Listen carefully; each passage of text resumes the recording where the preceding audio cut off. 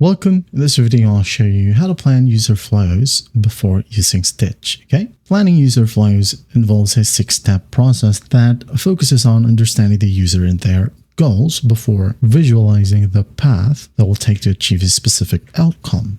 Okay, now this process right here is independent of specific tools like this one. We have here Stitch, okay, but can be implemented in your chosen software. So first up, here are the steps to plan user flows. Okay.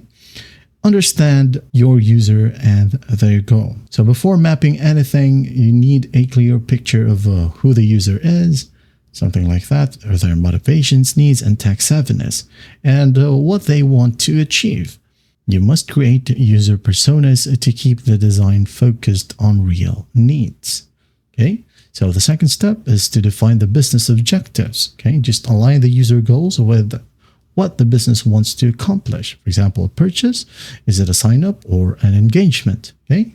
Prioritize the user's needs as meeting it is the path to achieving the business goal. So step 3 is to identify entry points. Determine how users will arrive at the starting point of the flow.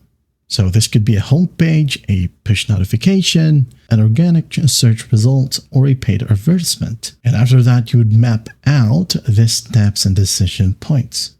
Just outline the sequence of actions or screens or even choices that user will encounter. Okay. So for example, here we have the chat section. So if I click on this chat right here, it should go to the chat conversation. And when we click on the information icon, it would go ahead and open up the chat options. And you have the app settings as well, the profile settings, and the FAQ page. Okay, connecting. Now, number 5 is to determine the endpoint. Clearly design what success looks like for the user. This might be a confirmation page, a success screen, or a return to dashboard button. Okay. And lastly here, visualize and iterate. Translate your outline into a visual diagram using a standard flowchart symbols. Okay. You can go ahead and use maybe paint right here if you want to. Okay. And then once you're done making your diagram, okay, say for example like this one, you can go ahead and save it. Okay. And once it's saved, click on the plus sign right here, upload your image, and Stitch right here will make it as a reference, okay, for your flow. Just like what I did right here. I have here a wireframe, okay? I'm going to go ahead and open up my chat app. This one. All right, as you can see here, that's it.